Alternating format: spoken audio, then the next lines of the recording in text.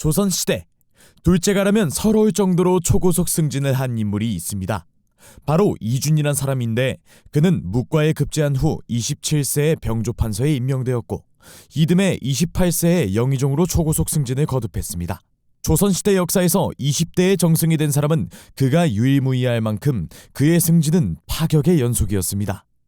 이른 나이에 크게 성공했으니 쭉 탄탄대로를 달리며 승승장구할 것만 같은 그였지만 이후 영모 사건에 휘말리며 귀양지에서 38세의 젊은 나이에 죽고 맙니다. 누구나 이른 나이에 남보다 빨리 성공하고 싶어합니다. 하지만 성공의 자리란 성취하는 것보다 지키기가 더욱 어려운 법입니다. 최연소 영의정의 자리에 올랐던 이준의 사례처럼 말입니다. 오늘은 세상에서 가장 성공한 타이탄들의 이야기를 통해 압도적인 성공에 이르는 6가지 비밀을 알아보도록 하겠습니다. 1. 노력은 자신의 삶을 통째로 바꾸는 과정이다. 미국에서 체스 천재로 이름을 날린 한 남자가 있다. 바로 조시 웨이치킨이란 인물인데 그는 9살에 미국 체스 대회에서 우승한 후 8차례나 미국 챔피언 자리에 올랐다. 그런데 21살이 되던 날 갑자기 태극권에 입문하더니 이후 21차례나 세계 태극권 대회에서 우승을 거머쥔다. 서로 전혀 다른 분야에서 최고의 자리에 오른 이 믿기지 않는 상황을 어떻게 이해해야 할까? 노력이란 단순히 눈앞의 목표를 달성하기 위해 하는 일이 아니다. 노력을 한다는 것은 지금까지 자신이 살아온 삶의 체계를 송두리째 바꾸는 과정이다. 게으른 자신을 부지런하게, 산만한 자신을 집중력 있는 사람으로 DNA를 통째로 바꾸는 과정인 것이다. 한번 이러한 과정을 거쳐 최고의 자리에 오른 사람들은 자신만의 성공 방정식을 터득하여 다른 분야에도 고스란히 적용해 나간다. 강호동과 서장훈이 스포츠를 떠나 방송계로 전향해 여전히 뛰어난 활약을 이어가는 것은 단순한 운이 아닌 것이다. 2. 행복해지려면 거절하는 방법을 익혀야 한다. 행복에 집중하기 위해서는 거절의 기술이 필요하다. 우리가 원하는 삶은 무엇에 초점을 맞출 것인지보다 무엇을 거절할 것인지를 알 때 생겨난다. 복잡해 보이지만 원리는 간단하다. 원치 않는 물음에 응답하지 않는 것. 그것이 행복으로 가는 지름길이다. 특히 준비가 되어 있지 않은 무능한 상대에게 절대 시간을 낭비하지 말아야 한다.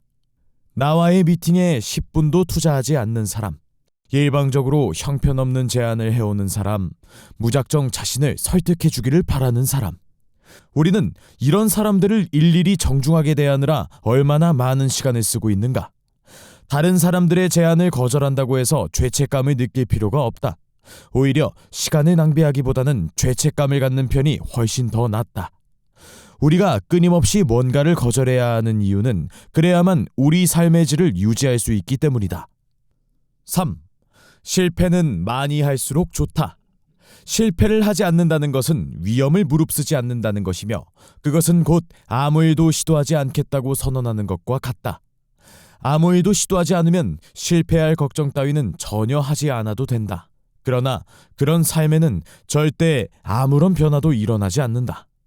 고 이건희 회장은 실패는 많이 할수록 좋으며 실패하지 않는 사람보다는 차라리 무언가 해보려다 실패한 사람이 훨씬 유능하다라는 말을 남겼다. 다양한 시도를 하면 경험이 축적되고 실패를 하더라도 이후 다른 과제에 적용해보면서 뛰어난 성과를 만들어낼 수 있다. 미국 실리콘밸리에는 이런 교훈이 있다. 실리콘밸리는 실패의 무덤이 쌓여 만들어진 곳이다. 구글과 페이스북, 애플, 마이크로소프트 등 전 세계 시장을 뒤흔드는 IT 거대 공룡들은 모두 이런 실패와 무덤에서 탄생했다. 4. 극적인 변화는 필요하지 않다. 현재 당신의 삶을 극적으로 변화시키고자 한다면 100km 달리기를 할 필요도 박사학위를 딸 필요도 없다. 자기 자신을 완전히 리셋하고 재발견하고자 몸부림칠 필요도 없다. 누군가 강력한 효과를 본 것을 자신의 삶에 조금씩 적용해 나가면 된다. 단 쉽게 포기하지 않고 꾸준히 노력해 자신만의 루틴을 만들어야 한다. 세상에는 많은 해결책이 있다. 지금 여러분이 고민하고 걱정하는 대부분의 문제들은 이미 누군가가 해결책을 찾아 잘 정리해 두었다. 자신에게 맞는 해결책을 찾아 천천히 적용해 나가다 보면 여러분의 삶에도 극적인 변화가 찾아올 것이다. 5. 아침 3분이 12시간을 결정한다. 타이탄들은 하루의 첫 60분이 얼마나 중요한지 목소리 높여 강조한다. 이 시간이 그 후에 12시간 이상을 결정한다는 것이다. 작은 디테일이 우리의 삶에 강력한 영향력을 끼친다는 사실을 기억해야 한다. 그런 면에서 아침에 침대에서 일어나면 3분 이내에 잠자리를 정리하며 하루를 시작해야 한다. 매일 아침 침대를 정리한다면 여러분은 이미 그날의 첫 번째 임무를 완수한 것이나 다름없다.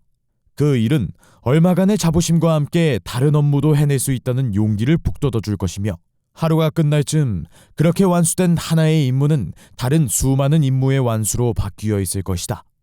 침대를 정리하는 일은 아주 사소한 일이지만 작은 일조차 제대로 해내지 못한다면 큰 일은 더더욱 제대로 해낼 수 없음을 기억해야 한다. 6.